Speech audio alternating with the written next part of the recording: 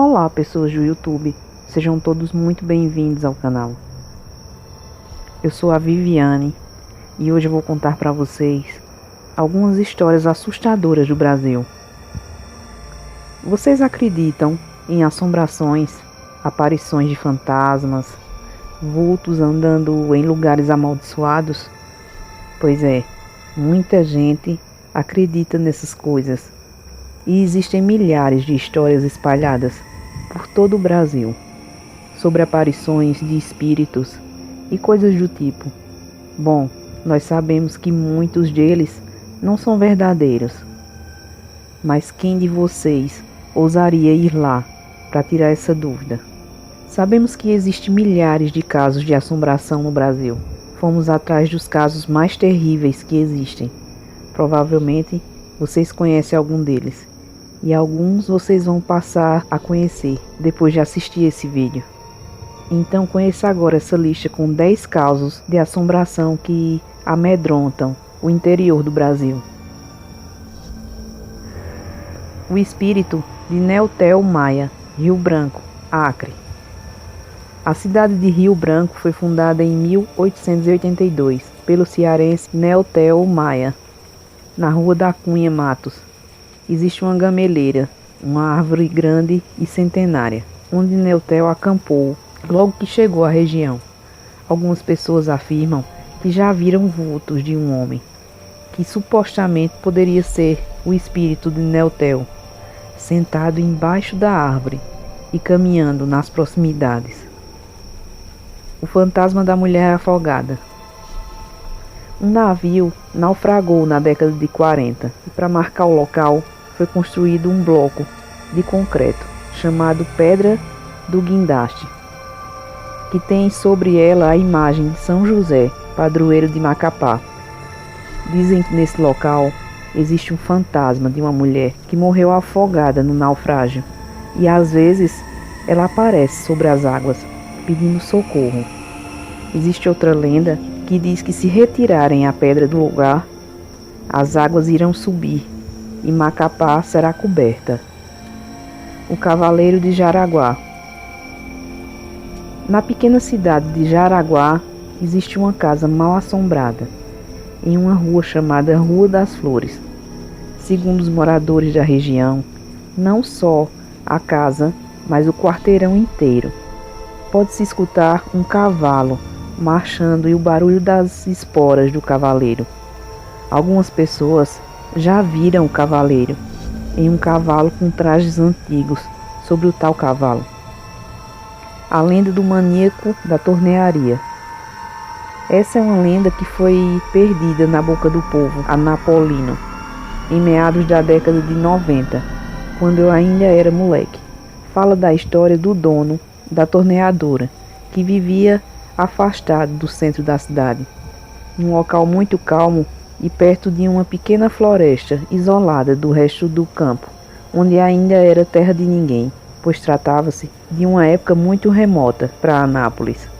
Era a época em que Anápolis deixou de ser o intermédio na construção de Brasília, pois as obras já haviam sido finalizadas e a pequena cidade foi novamente esquecida pelos seus vizinhos. Muitos maus elementos foram como forasteiros para Anápolis.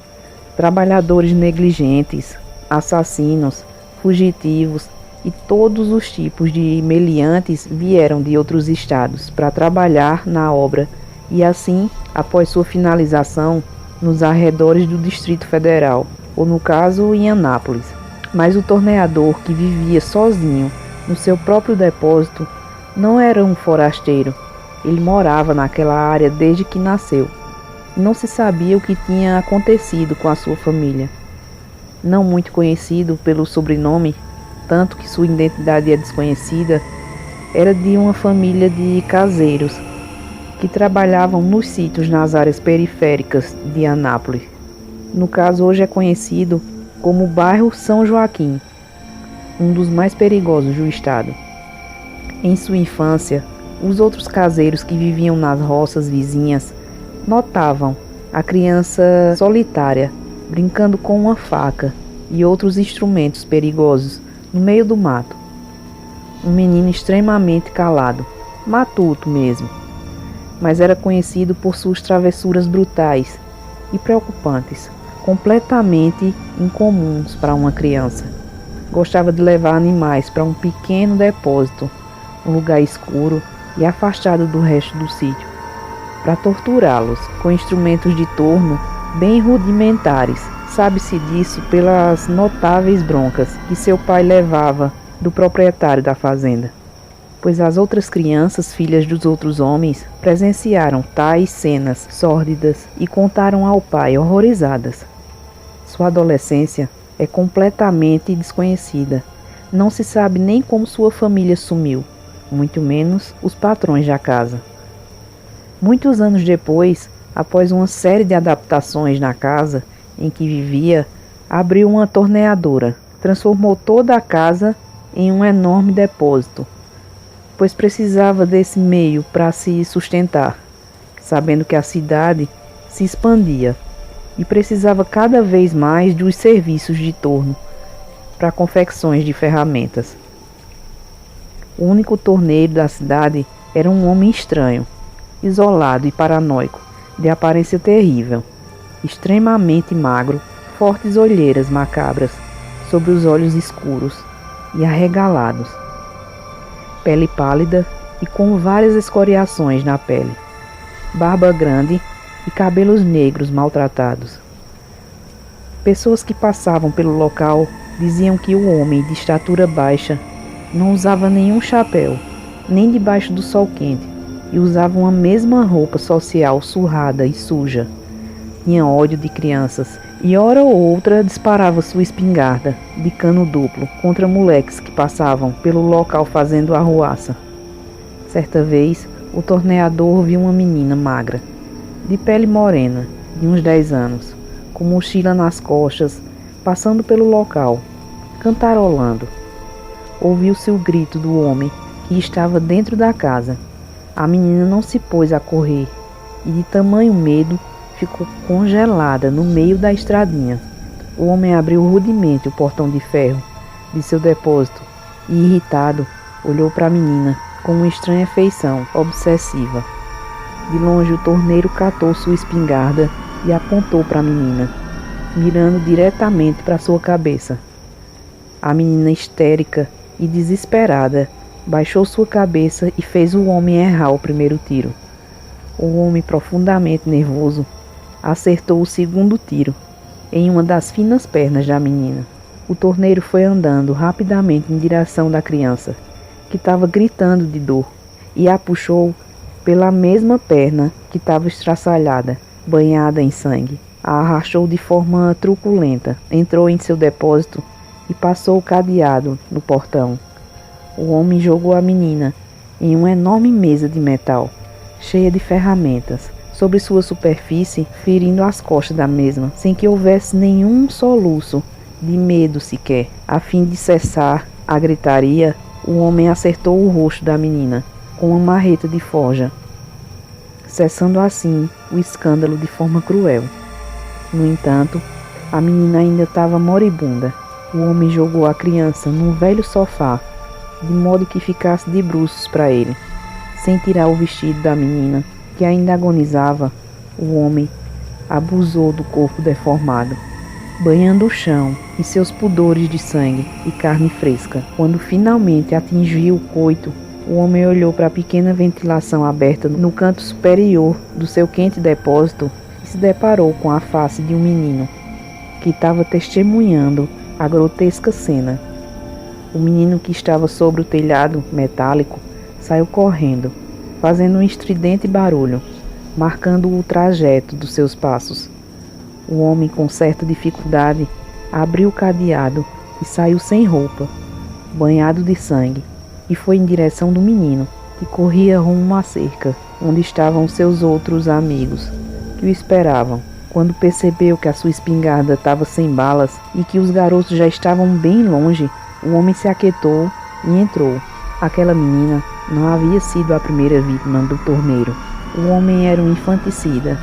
O seu afastado depósito era infestado com um cheiro de sangue talhado e podridão, como os rumores sobre o sumiço da menina que, apesar de não ser conhecida, já tinha passado por aquelas bandas outras vezes, quase todos os meninos largados daquela região conheciam as terras daquele homem e suas lendas.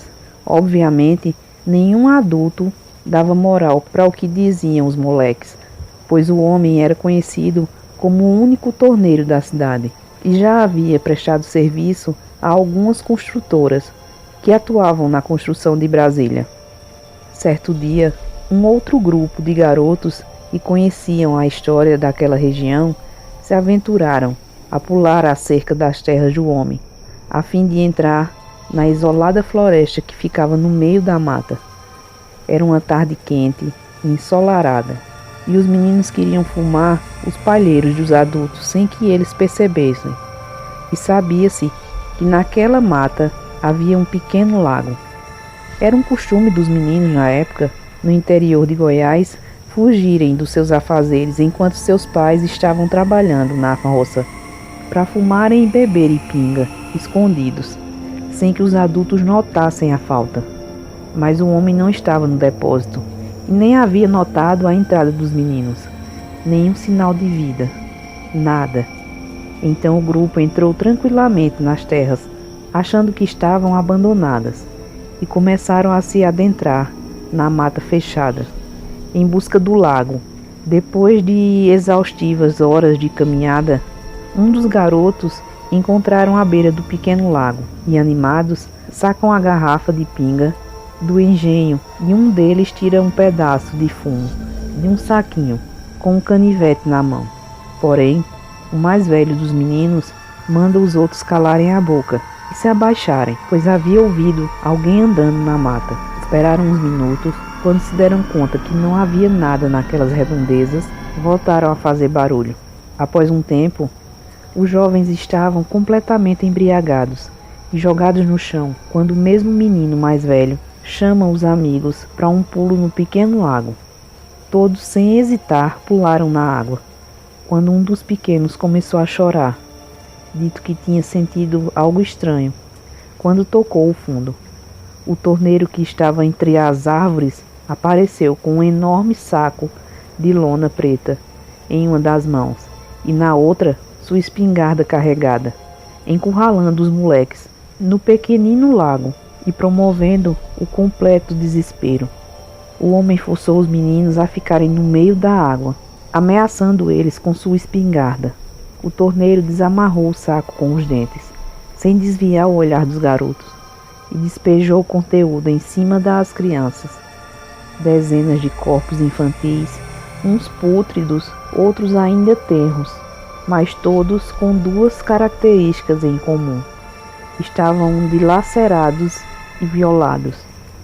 O peso dos corpos fez com que o sangue se espalhasse pelas águas, revelando os outros corpos decompostos que estavam sobre a água, todos com soldas esféricas de ferro alojadas no seu estômago, formando âncoras que os mantinham em sigilo no fundo do lago. Num caos desesperador e brutal, os meninos foram afundando pelo peso dos cadáveres, fazendo com que o torneiro se excitasse ao extremo e pulasse naquele lago de sangue.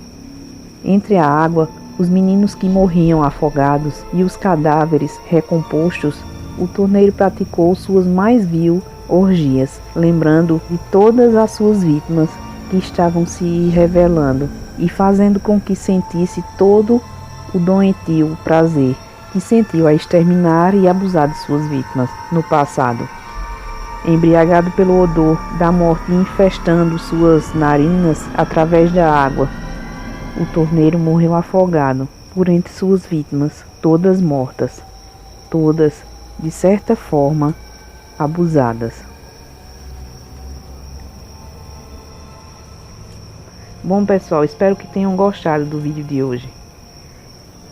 E quero pedir a vocês que comecem a mandar relatos aí para esse e-mail que eu vou deixar na descrição do vídeo. Me ajudem a fazer o conteúdo. Vai ser um prazer que vocês participem. O nosso vídeo vai ficando por aqui. Fiquem todos com Deus e até a próxima.